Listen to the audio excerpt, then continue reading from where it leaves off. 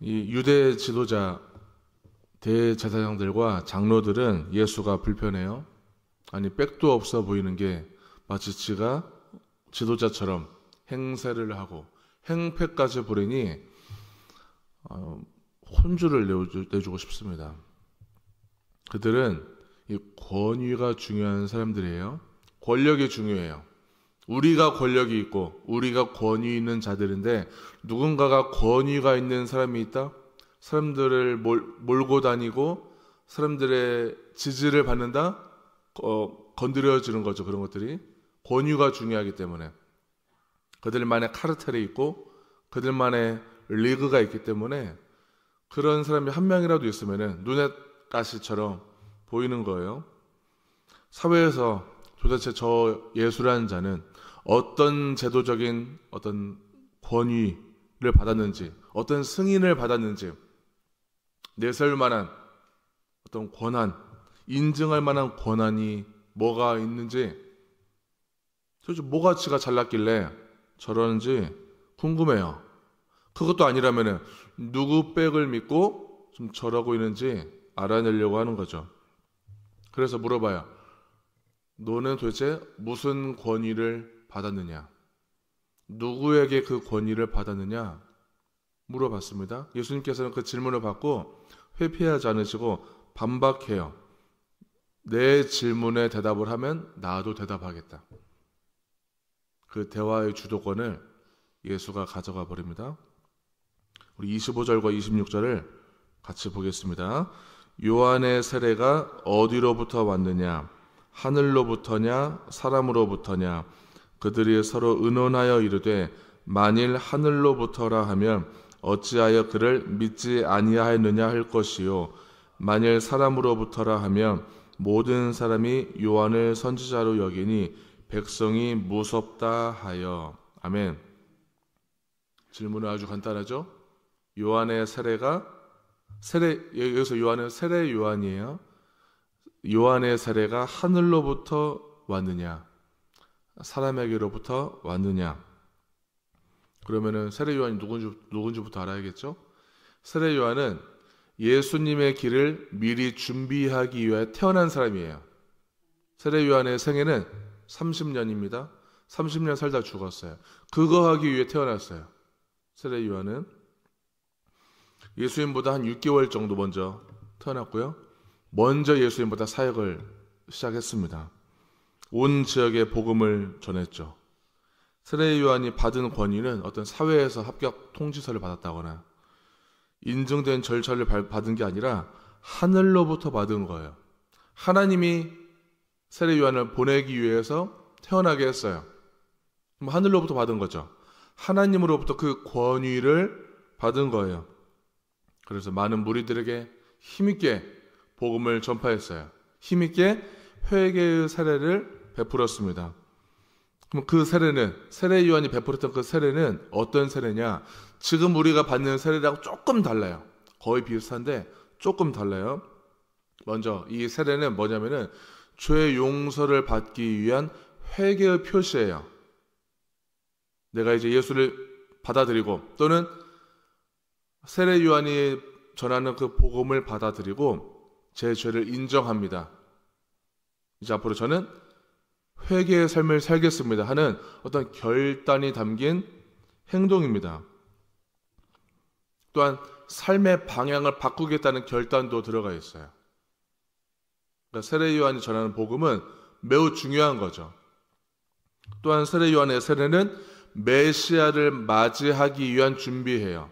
아직 예수는 그 사역을 시작 안 했어요. 근데 곧 시작할 터인데 그 예수를 보고 누구라고 보이도록, 누구라고 딱 인식이 되도록, 아, 저분이 메시아구나.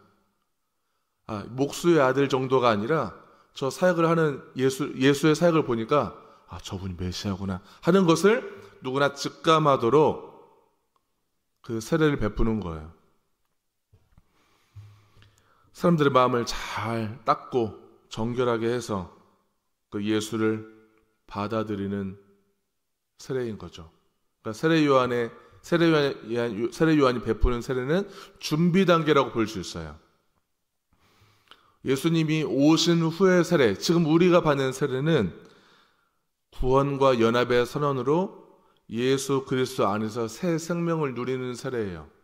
우리는 예수를 알고 예수를 받아들이고 그 새 생명을 누리는 세례라면은 세례 요한의 베푸는 세례는 준비 단계, 아직 메시아를 만나지 못한 상황이기 때문에 그 메시아를 맞이하기 위한 세례라고 볼 수 있습니다.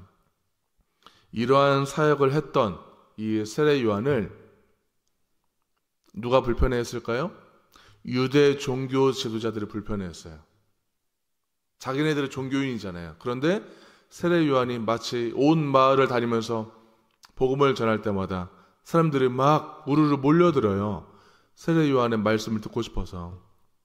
마치 부흥 강사처럼 말만 했다 하면, 회개의 복음을 전했다 하면 사람들이 회개하고 난리가 나는 거예요. 은혜 받고 모든 사람들이 세례 요한을 존경하게 됐습니다.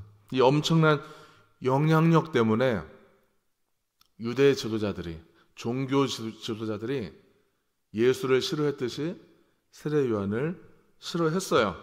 결국 이 세례 요한을 붙잡고 체포하고 처형해버립니다. 참수형으로 처형했어요. 이 세례 요한의 세례가, 이 세례 요한의 사역이 하늘로부터 온 것이냐, 하늘로부터 그 권위가 온 것이냐, 사람에게서 받은 권위인 것이냐, 사회에서 받은 권위인 것이냐, 이 권위의 출처를 예수가 그들에게 다시 물어보는 거예요. 너희들은 어떻게 생각하느냐? 너희들 종교 지도자들인데 너희들이 생각하는 그 세례 요한의 권위의 출처, 너희들은 어떻게 알고 있냐? 영적 상태를 드러내려고 하는 질문인 거예요. 만약 하늘로부터 왔다, 하나님으로부터 그 권위가 왔다고 대답을 한다면 세례 요한은 내 뒤에 오실 예수에 대해서, 내 뒤에 오실 메시아에 대해서 하나님의 어린 양이라고 증언했었는데, 그럼 너희도 그 말을 믿지 않는다는 거네? 지금에서야 하나님으로부터 그 권위가 왔다고 한다면 내 말 안 믿는 거네? 왜 세례 요한을 믿지 않느냐? 따질 수 있는 부분이에요. 결국 예수의 권위도, 만약에 세례 요한의 권위가 하늘로부터 온 것이라고 믿는다면은 나 예수의 권위도 하늘로부터 온 것이라고 믿어야 되지 않냐? 지적받을 부분이에요. 그러면 유대 종교 지도자들은 체면이 손상되는 거죠.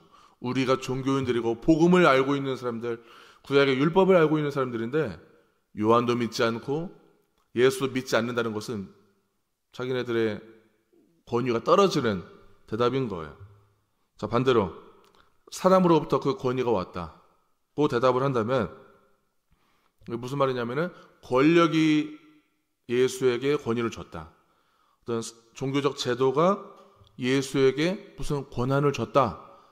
여론이 그 예수를 지지하고 주는 권위였다라고 대답을 한다면 세례 요한을 하나님의 선지자로 바라보는 대종들의 시선, 대종들은 세례 요한을 어떤 세상으로부터 받은 권위가 아니라, 높은 자가 아니라 하늘로부터 받은, 하늘로부터 온 선지자로 믿고 있는데 사람에게서 받았다, 사회에서 권위를 받았다고 얘기를 한다면은 대종들은 반발할 거예요. 유대 종교 지도자들은 사람들의 지지가 중요하고 자존심이 중요하고 사회로부터 받는 그 권위와 권력이 중요한 사람들이기 때문에 대중의 여론이 매우 두렵습니다. 그러면 이걸 택하자니 저걸 택하자니 다 찔리기도 하고 두려운 부분이 생기는 거예요. 지금 어떤 시기냐면은 유월절 직전이에요. 네 번째 유월절. 복음서에 나오는 유월절이 4번 돌아가는데 네 번째 마지막 유월절 직전의 상황이기 때문에 예루살렘으로 엄청나게 몰려들어요. 이 성전에 사람들이 붐비고 있어요. 성전 근처에 와서 머물기도 하고 성전에 들어오기도 하고 왔다 갔다 하고 있어요. 지금 예수가 어디 있냐면은 성전 안에 있는 거예요. 성전에서 가르치다가 이 유대 종교 지도자들, 장로들이 지금 와서 시비를 걸면서 따지는 거예요. 사람들이 지금 지켜보고 있어요. 이 둘의 토론을. 그러니까 이들은 신앙적 판단보다, 자신들의 소신적 판단, 신앙적 기준보다 사람들의 여론이 더 중요하기 때문에, 정치적 계산이 더 우선이기 때문에 내부 협의를 거쳤고 모르겠다고 결론이 나왔어요. 모르겠다. 회피합니다. 그들의 진실을 말하지 않으니까 그럼 예수도 자신의 권위의 근거를 공개하지 않아요. 우리 여러분들 대화를 할 때, 토론을 할 때 우리가 상대가 정직하고 터놓고 말해야 상대해주지, 정직하지 못하고 회피하면은 상대할 필요가 없죠. 상대방에게 핵심 질문을 던졌는데 그걸 회피하면은 더 이상 대화를 진행할 필요가 없어지는 거예요.